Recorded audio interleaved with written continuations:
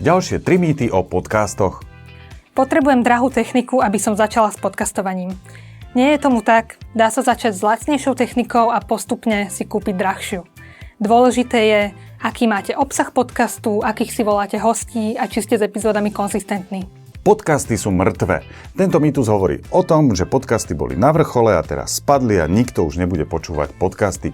Nie je to tak, podcasty sa stále počúvajú.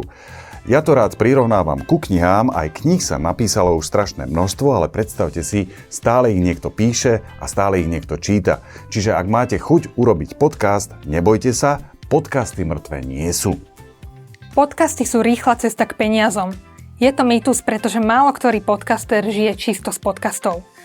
Slúži to skôr na promovanie svojej značky, služby alebo šírenia svojho know-how. No a posledným mýtom o podcastoch je, že my dvaja s Kikou sme vraj vytvorení umelou inteligenciou. Nie je to tak, prídite sa presvedčiť, sme z mesa a kostí a toto je skutočné amate. Výborný drink. Ahoj.